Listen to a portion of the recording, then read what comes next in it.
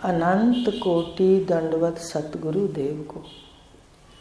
कल अपना विषय चल रहा था कि दृढ़ अपरोक्ष ब्रह्म ज्ञान हो जाता है तो उसका क्या फल है। कि बताया था कि अभाना पादक, जो भान नहीं होता था परमात्मा का, अब उसका भान होने लग गया कि है और दिखता है। स्वरूपभूत दिखता है, स्वरूपभूत जानना है, वो आपको समझाएंगे कैसे दिखता है। आंखों से नहीं दिखता, आंखों से तो माया सहित ही दिखेगा। ईश्वर के दर्शन होंगे, माया सहित ईश्वर के दर्शन अद्वैत के कर लेते हो। सारी खानियों का बीज है, बीज को सारी सृष्टि का बीज देख लेते हो, और वृक्ष में चारों खानियां देख लेते हो, 3 गुण देख लेते हो, ईश्वर दर्शन। तो इसके लिए बार कहा कि एक विक्षेप खत्म हो, 2 बातें हो जाएंगी। एक जीवन का विक्षेप खत्म हो जाएगा। क्यों खत्म हो जाएगा? कि मन सत प्रधान हो जाएगा, शुद्ध हो जाएगा।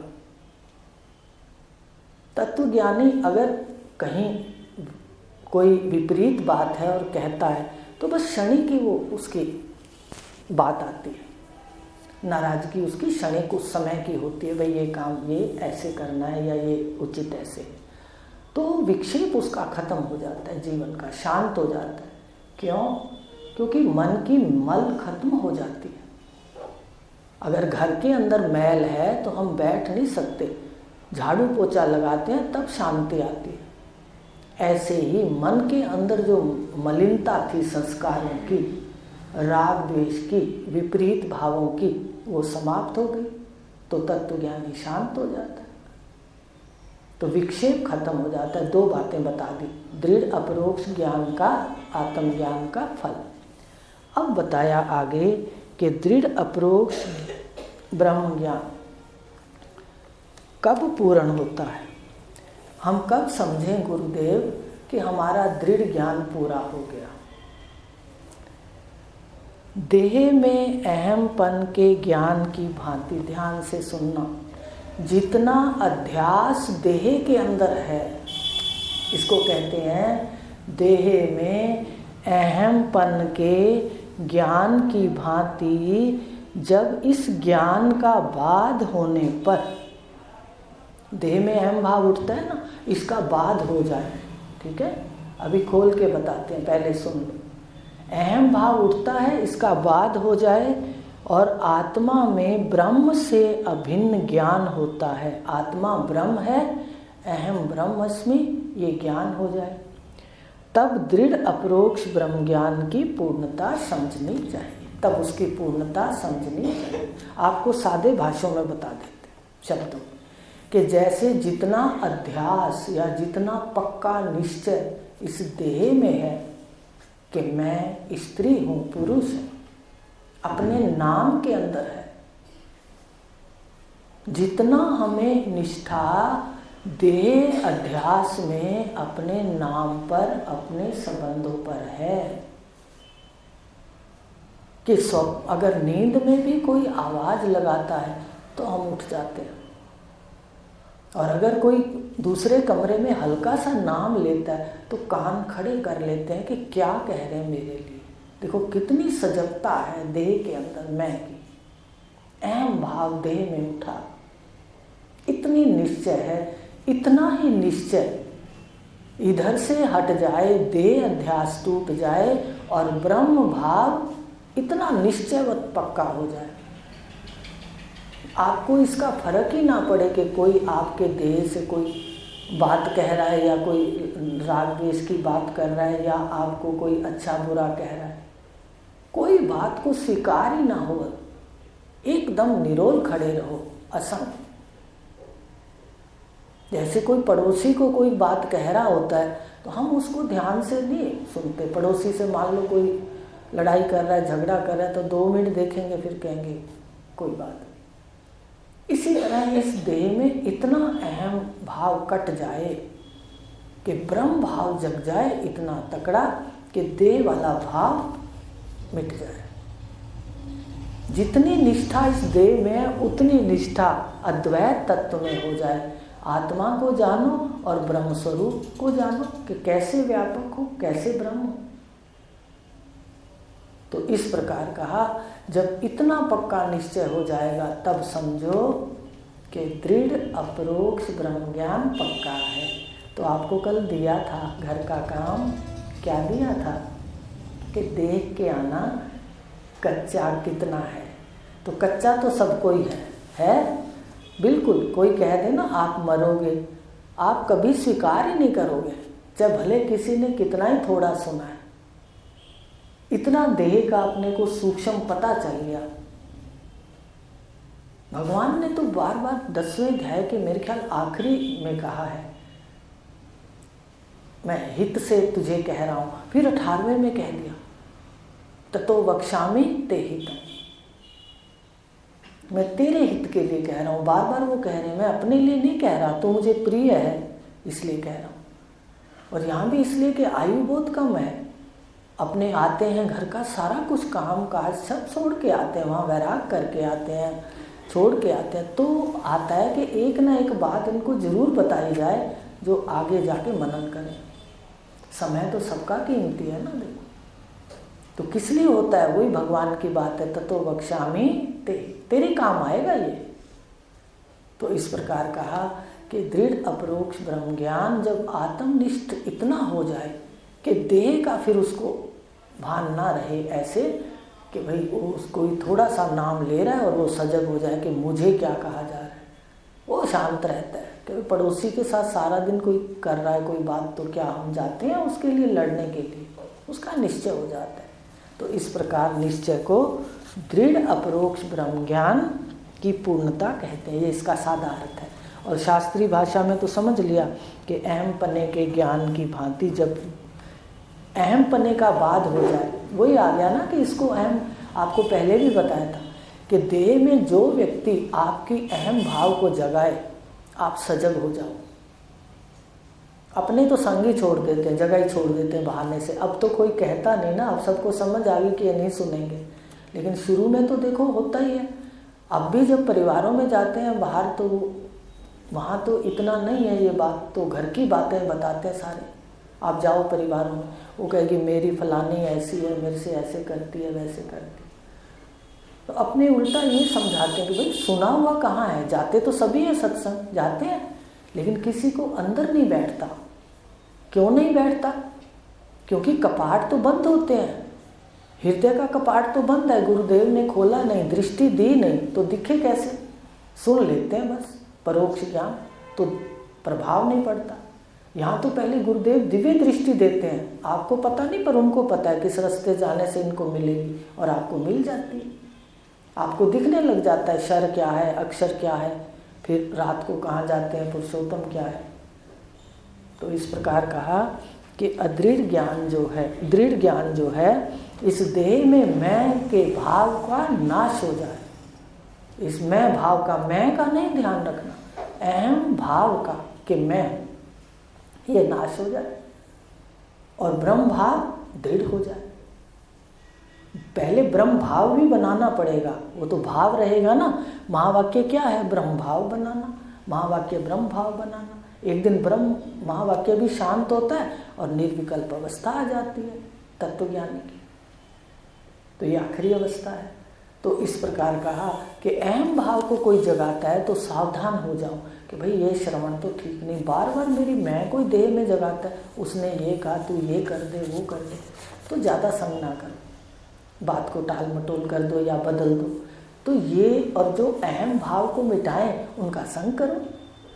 भाई जो अहम भाव को इसमें मिटाए उसका संग करेंगे तो ही काम बनेगा। अब 22 घंटे तो जाकर के संग करते हैं हम, और 1 घंटे संध्या करते हैं, 1 घंटे यहाँ आते हैं, तो इतनी देर में कितना प्रभाव पड़ता है। कहते हैं झूठ पर ये 2 घंटे एक दिन हावी हो जाते हैं। यहाँ 1 घंटा आते हो, ठीक है, आधा घंटा तो गुरु की प्रशंसा में चला जाता है, ईश्वर की प्रशंसा में, शुभ कर्मों में चला जाता है। तो आधे घंटे में श्रवण होता है, उस आधे घंटे में भी बताओ वो जो झूठ का जीवन है उस पर ये सच का आधा घंटा भी हावी हो जाता है, होता है। तो देखो कैसे ये सत्य विद्या है, सत्य तो हावी हो जाता है और फिर बाद में बढ़ता बढ़ता उसको पूरा दबा देता है, खुद बैठ जाता है। तो प्रयास करो, केवल अभ्यास करो, भगवान ने कहा अभ्यास और वैराग्य से कौन तय, ये तेरे जीवन में आएगा। तो कहा कि ये जो दृढ़ ज्ञान है ये अहम भाव का नाश देह में और ब्रह्म भाव का पुष्टिकरण निष्ठा हो जाए तो वह दृढ़ ज्ञान पूरा है, अप्रोक्ष ब्रह्म ज्ञान। तो अब गुरुदेव ने कहा भाई विचार बार बार करना चाहिए, करना चाहिए।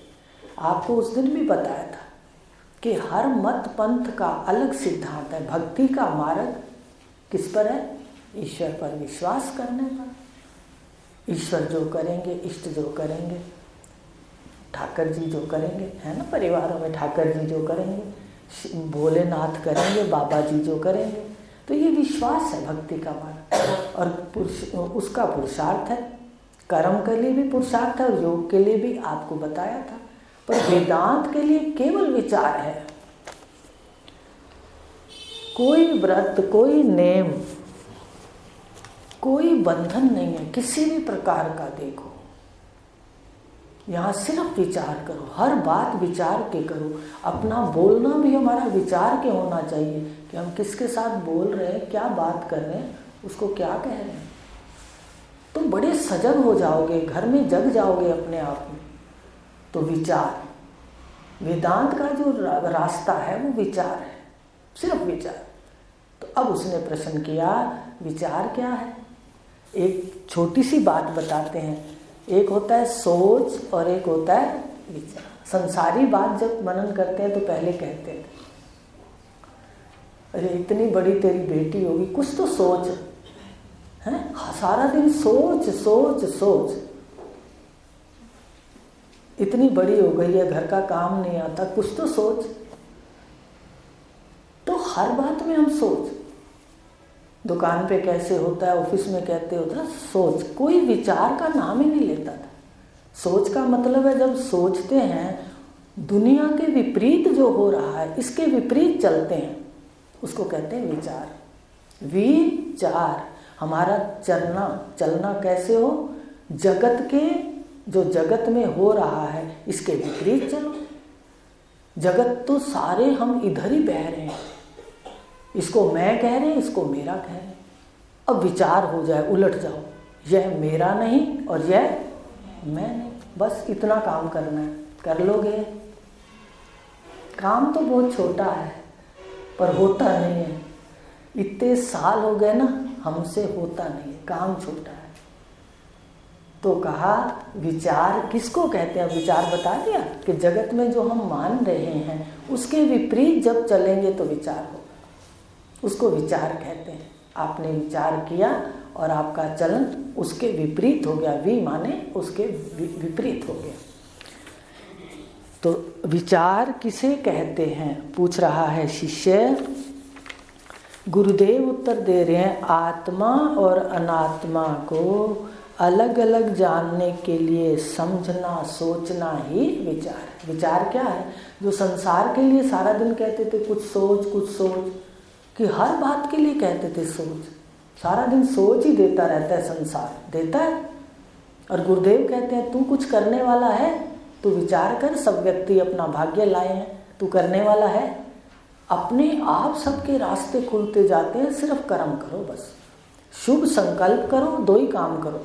शुभ संकल्प, जो आपके पास कमी है अपने गुरुदेव से बार बार करो। गुणों की साम्यावस्था थोड़ी थोड़ी देर बाद आती है, आप उसमें कहो देखो रास्ता तो सुखद होना चाहिए। कौन कहता है अपने गुरु से ना कहो कुछ? अपने अभाव को कहो कि भाई यात्रा में ये पत्थर पड़ा है, मुझसे नहीं उठता, आप उठाओ इसको। तो इस प्रकार कहा कि जो जगत के लिए सोचना था, अब वो अपने लिए विचार करना है कि आखिर सत्य क्या है, और प्रारब्ध का पहले निश्चय करना है। और ये सत्य है, हर व्यक्ति अपनी किस्मत लाया है।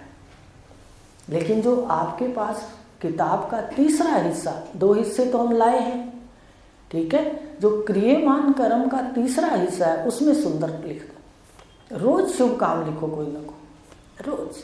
देखो कैसे ऋषियों ने बना दिया, कभी लोहड़ी बना दी, कभी दीपावली बना दी, कभी गुरु पूर्णिमा बना दी, श्राद्ध बना दिए, नवरात्रे बना दिए, देने की प्रथाएं कितनी बना दी। ध्यान से देखो कि ये हाथ चलता रहे, इसका क्या अर्थ है? कहीं मावस बना दी, कहीं बारस बना दी, हम उसको उस दृष्टि से ना देखें, उदारता की दृष्टि से देखें कि अगर जीव ऐसे करता रहता है तो उसका हाथ कैसे रहता है, वो कुछ ना कुछ देता रहता है, थोड़ा थोड़ा, चाहे जितना सामर्थ्य है वो थोड़ा थोड़ा देता रहता है बस। तो इस प्रकार कहा कि ये जो संसार है इसको प्रारब्ध पे छोड़कर क्रियमान कर्म की ओर ध्यान देना है कि हमारा कर्म पुण्य से हो रहा है, साधना से हो रहा है, प्रभु के चिंतन से हो रहा है। लेकिन कहा कि अगर अभाव कोई है तो साम्य अवस्था गुणों की आती है। सतगुरु का नाम लेके कहते रहना चाहिए बीच में कि भाई ये पत्थर है, उठा दो इसको, मेरे से तो उठता नहीं। तो इस प्रकार कहा कि विचार करना है। क्या विचार करना है? अपने सत्य को देखना है। मैं और ये दो हैं सारे विश्व में। हर कोई अपने को मैं कह रहा है और शरीर को ओढ़ता है, उसको यह कहता है, ये मेरे हाथ, ये मेरे आँख। कभी कहता है कि मैं आँख, मैं नाक, मैं हाथ, मैं पैर? कभी कोई गलती से भी नहीं कहता। कहता है क्या? मैं कभी भी इसके स्वरूप को नहीं ओढ़ती, पर ये इसके स्वरूप को ओढ़ता है। इसका सारा स्वरूप किसमें है? मैं में है। सारा स्वरूप मिला के अपन क्या कहते हैं? मैं हूँ कहते हैं, पर ये मैं नहीं कहता कि मैं कान हूँ, मैं हाथ हूँ, मैं नाक हूँ। ये सारा का सारा मिला के अपने में अध्यस्त हो जाता है कि भाई सारा शरीर मिला के मैं, पर अलग मैं कभी नहीं कहता कि ये आँख मैं हूँ, कान मैं हूँ, मेरा मेरा। तो मैं और मेरा ये दो मिल गए हैं। सत्य चिद आनंद है मैं। 4 लक्षण ध्यान से सुन लो, बाकी बहुत है लक्षण। तो आत्मा के लक्षण हैं सत्य चिद आनंद और अद्वितीय, मुख्य। बाकी बहुत है, अनंत, अखंड, विधेय, निषेध, 20 लक्षण लगभग हैं। तो 4 मुख्य देख लो, सत्य चित आनंद और अद्वितीय। विचार की बात चल रही है, क्या करना है? तो इस शरीर के जो यह है इसके लक्षण है असत्य, इसके गुण है, इसके लक्षण नहीं है। आत्मा के लक्षण है और शरीर के गुण है। असत्य, सत्य को उलट दो तो क्या होगा? असत्य। ज्ञान को उलट दो तो क्या होगा? जड़। आनंद को उलट दो तो क्या होगा? दुख। अद्वैत को उलट दो तो क्या होगा?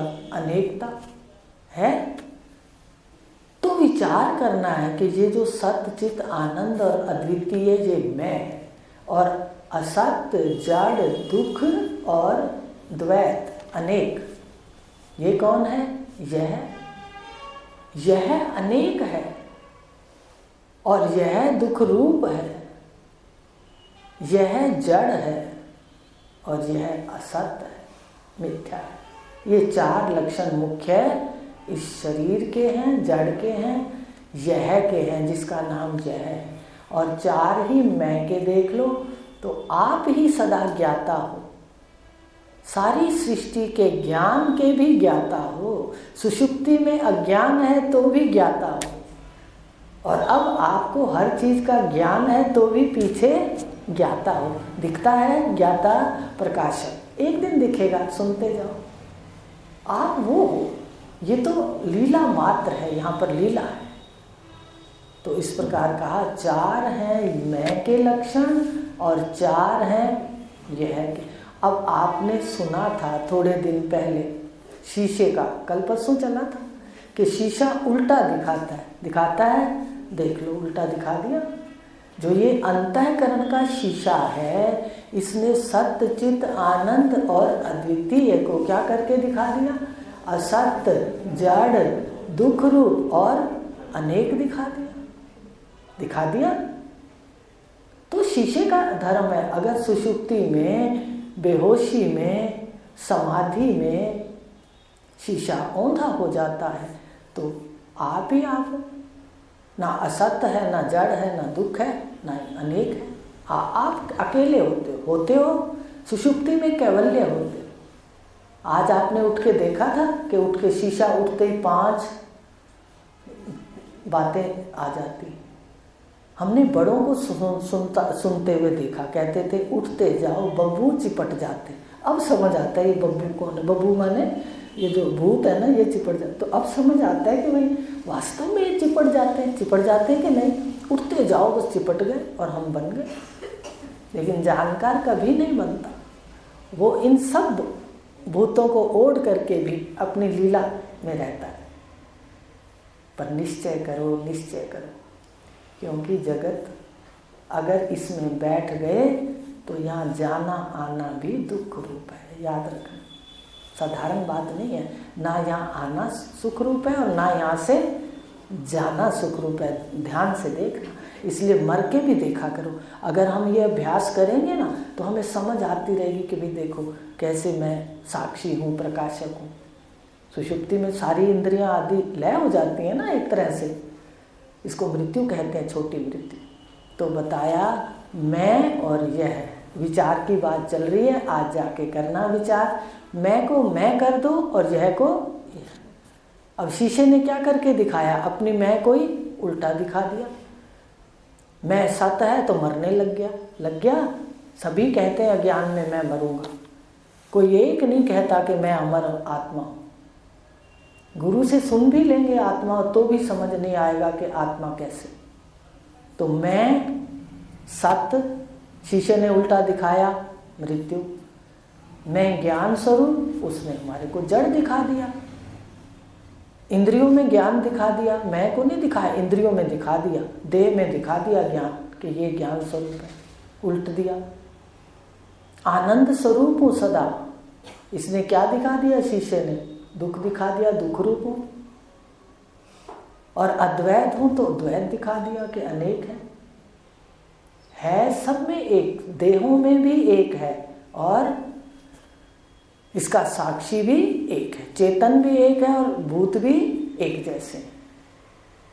शरीर रूपी दीपक भी जैसे मिट्टी के होते हैं, ये मिट्टी के सारे शरीर हैं और बैठा हुआ प्रकाश स्वरूप आत्मा है। सब में एकता है, चाहे मोटी बुद्धि से एकता देख लो या बारीकी से देख लो। देखना शुरू कर दो कि देखो सारे ईश्वर ने एक जैसे बनाए हैं। पर एक बात कहते हैं, भेद कहाँ पर है, समझ आती है कहाँ से भेद का। एक तरह बड़ी बीमारी पड़ गई, कहते एक मन का पुर्जा है, वो सबका भिन्न भिन्न है। भेद कहाँ पर है, आपके शरीर की किसी इंद्री में भेद नहीं है। आपकी इंद्री अगर आँख अग्नि की है तो सबकी आँख अग्नि की है। कान अगर आकाश के हैं तो सबके आकाश के हैं। देखो कानों से श्रवण होता है तो सबका श्रवण होता है, एक का नहीं होता। मन बुद्धि सब आपके पास है, सबके एक जैसे हैं। मन भी एक जैसा है, वायु का बना हुआ, सतोगुण का कार्य है, अपंचीकृत का। बुद्धि भी कार्य है अपंचीकृत की, सतोगुण की। लेकिन भेद कहाँ है, मन के अंदर जो समान है, समान सबका भिन्न भिन्न है। आ रही बात समझ। मन रूपी ट्रंक कहो या अटैची कहो, सबकी एक जैसी है, एक ही मटेरियल से बनी है, पर उसके अंदर जो समान है उसके अंदर भेद है।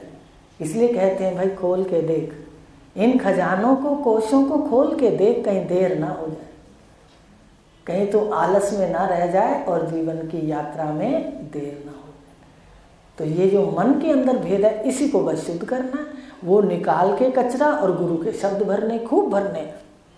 आपको कचरा निकालना नहीं आता था तो बस एक ही काम किया कि खूब इसमें सत्य की वस्तु डालो, डालते जाओ। तो मटका जो गंदगी वाला होगा, आपने नल खोल दिया, ठीक है, आपने कुछ नहीं किया साफ, आपने सिर्फ तेज नल खोल दिया और वो कचरा क्या होगा, धीरे धीरे गल के बाहर निकल जाएगा। बाद में क्या भर जाएगा, सफ़ेद जल। ये सबसे आसान है। आप श्रवण करो, पठन करो, महावाक्य बोलो, जो भी है, सारा दिन चिंतन करो, वो मटका भर जाएगा और गंदगी निकल जाएगी। ये सबसे रास्ता आसान है। तो इस प्रकार कहा कि अनेक युक्तियों के द्वारा जो साधक को घर ले जाए, गुरुदेव के लक्षण है। तो आज ये युक्ति ले लो कि भाई तेज नल खोल दो ज्ञान का, सतोगुण का, और बस इस खाली नहीं कर सकता मैं, लेकिन ये हो जाएगा, खाली हो जाएगा। आती है समझ। जब नहीं निकलता कोई कचरा तो कहते नल के नीचे रख दो, गल के अपने आप धीरे धीरे, फिर नल खोल दो तो कचरा धीरे धीरे क्या होगा, वो पानी उसको बाहर कर देगा, बहा देगा। तो इस प्रकार कहा कि ये जो विचार है ये करना है। आज इतना ही लेंगे कि विचार जाके करना है। दृढ़ ज्ञान के लिए अभी हुआ नहीं, अभी कच्चा ज्ञान है, तो विचार करना है। क्या करना है? जो हम कह रहे हैं उसके विपरीत चलना ही विचार है। जो कह रहे हैं शरीर, दो मुख्य बातें हैं, मैं शरीर हूँ, अहमता, और ये मेरे हैं, ये ममता। अब पलट के अपनी ओर आ जाओ, यह मेरे नहीं और यह मैं नहीं। जो यह है वो मैं से मेरा भिन्न होता है। तो मैं आत्मा हूँ, 4 लक्षण बता दिए, यह के भी बता दिए गुण। अब शीशे ने क्या कर दिया? उसी आत्मा को, ये जो देह रूपी शीशा है, इसमें इंद्रियां, सूक्ष्म शरीर रूपी शीशा है, ये सारे के सारे ने क्या कर दिया? सारे आत्म सत्ता को उल्टा दिखा दिया। तो इस प्रकार कहा विचार करना है, मैं सच्चिदानंद आत्मा हूँ, यह असत जड़ दुख है, हर क्षण बदल रहा है। देखो, एक क्षण नहीं रुकता, हर क्षण बदल रहा है, और कितना तेजी से जा रहा है, आपको दिखता नहीं है कितना तेजी से जा रहा है। कैसे 21 चला गया, 22 का 15, आज 14 तारीख हो गई। तो आज इतना लेंगे इसको। अब गुरु नानक देव जी की बात थोड़ी सी कर लेते हैं, ठीक है? कल इसको देख के आना, विचार करते हुए शीशे की भी बात आ गई, और सच्चिदानंद को असत जड़ दुख, इसका विचार करो। मैं आत्मा हूँ और यह असत है, जड़ है और दुख। यहाँ बैठूंगा तो चारों चीज़ें मिलेंगी, साथ ध्यान दो। यहाँ बैठूंगा तो चारों मिलेंगी, कौन कौन सी?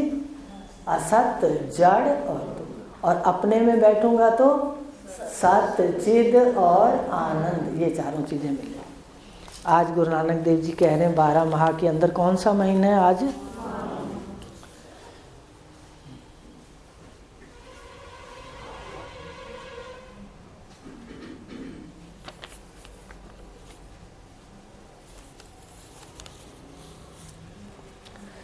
तो गुरु नानक देव जी ने कहा है कि माघ के महीने में, माघ मजन संग साधुआ धूड़ी करे स्नान, हर का नाम ध्याए सुन, सब नानो कर दान, जन्म कर्म मल उतरे, मन ते जाए गुमान, काम क्रोध ना मोहिए,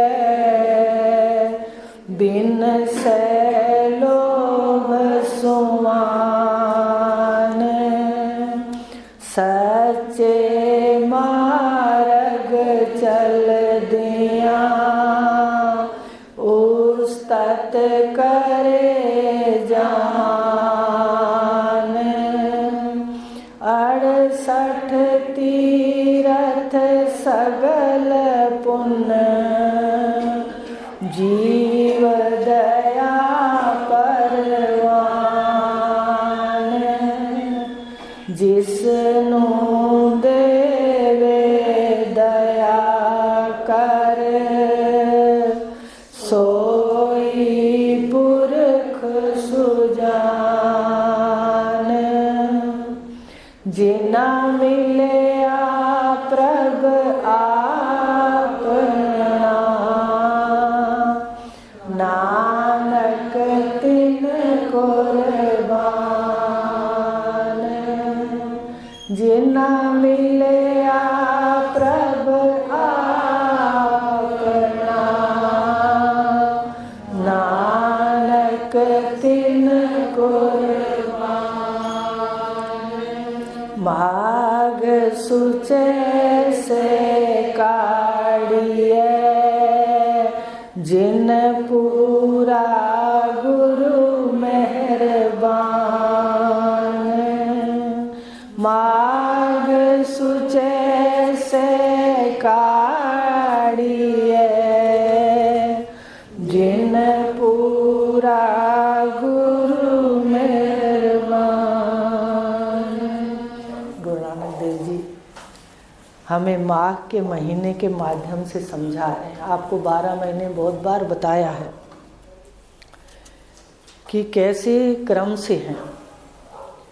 तो माघ का महीना गुरु नानक देव जी कह रहे हैं कि माघ मजन संग साधुआ। गुरु नानक देव जी कह रहे हैं कि मन का जो साफ होना है, मांजना, मजन, जैसे किसी बर्तन को मांजते हैं ऐसे मन के बर्तन को मांजना, साफ करना। बात तो देखो वही है, साफ किए बिना कार्य नहीं होगा। तो कहा साधु के संग से साफ होता है। अब साधु का मतलब ये है कि जिसने भगवा पहन रखा है, जिसने पहले स्वयं अपने मन को साध रखा है, शोध रखा है। कैसे शोध रखा है? कहते जैसे कनक के अंदर पत्थर होते हैं तो हम साफ करके आटा पिसाते हैं, पत्थर निकाल लेते हैं तो कनक सोधी जाती है, अपने आप ही अलग हो जाती है।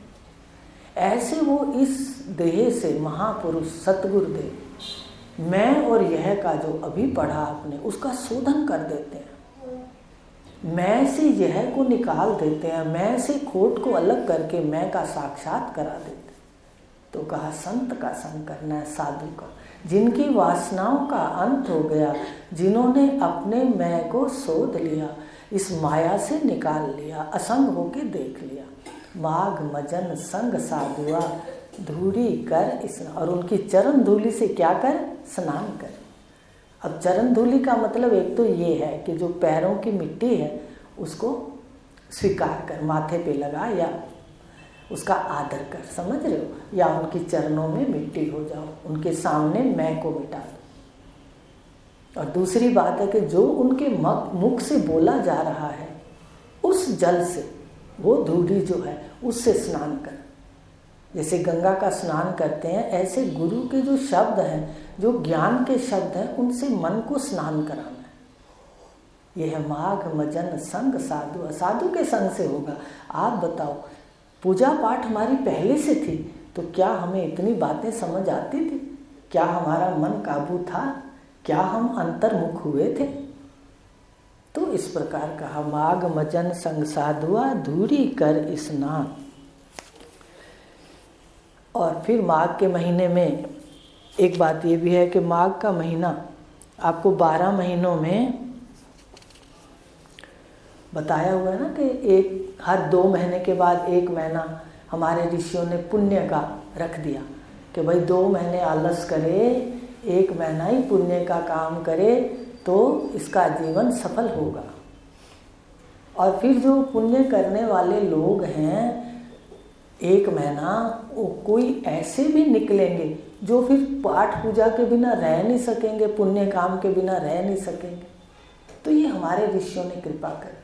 तो माघ का महीना कहते ना, माघ में स्नान करो, मंदिर जाओ, दान करो। आज जैसे लोहड़ी है, संक्रांत, तो आज हुआ ना भाई, कोई तिल है, खुद भी खाओ, देव भी, और भी जितने गर्म कपड़े हैं, जो भी जिसकी सामर्थ्य है वो इन दे, अपने से अलग, जहाँ कोई संबंध नहीं है वहाँ दे जरूरत वालों को। तो ये बताया गया कि माघ का महीना पुण्य का रखा गया। फिर फागुन चैत छोड़ करके फिर वैशाख को रखा गया। फिर जेठ आड़ को छोड़कर फिर सावन को रखा गया। चौमासे भी सावन में होते, फिर वही दान पुण्य करो। मतलब हर 2 महीने के बाद जैमिनी ऋषि ने जब कर्म कांड की स्थापना की तो हमारे ऋषियों ने ही लिख दिया कि 2 महीने के बाद तीसरा महीना पुण्य का है।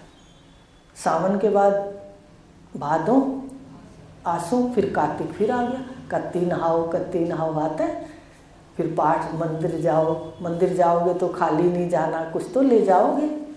तो इस प्रकार कत्ती के बाद फिर मगर और पोह कह दिया, फिर माघ आ गया। देख रहे हो? तो इस प्रकार कहा कि माघ के महीने में उठ के स्नान करो, ठीक है। फिर जो भी है सामर्थ्य के अनुसार वो दान भी करो। तो यही गुरु नानक देव जी कह रहे हैं, माघ मजन संग साधुआ धूरी कर स्नान हर का नाम ध्याय। एक तो संतों की उससे धूल कर स्नान कर, और संसारी जो कर्म कांड है उनके लिए क्या है, वो माघ में उठते हैं, सुबह स्नान करते हैं, सूर्य उदय से पहले हम लोग करते थे पहले, तो जाके मंदिर में कुछ ले जाते हैं, वहाँ रखते हैं रोज पूरा महीना। तो यही उन्होंने कहा कि भाई उठो, स्नान करो और दान करो। और ज्ञानी के लिए कहा संग करो और मन को स्नान कराओ, ठीक है। और जो भी इंद्रियां हैं इनका सबको जिसकी वस्तु तिस आगे रखे दान कर दो। मतलब जिसकी वस्तु है उसको ये दूसरी तरह से देखो कि भाई जो इंद्रियां हैं वो मेरी नहीं, कोई आकाश की है, कोई वायु की है, कोई अग्नि की है, कोई जल की है, ये और उच्च कोटि की दान की बात कर रहे। जिसकी वस्तु तिस आगे राखे, हर का नाम ध्याए। तो इस प्रकार कहा, पहले उठो स्नान करो, फिर मंदिर जाके दान करो, ठीक। माघ मजन संग साधुआ, धूरी कर स्नान, हर का नाम ध्याए सुन, सबना नो करी दान।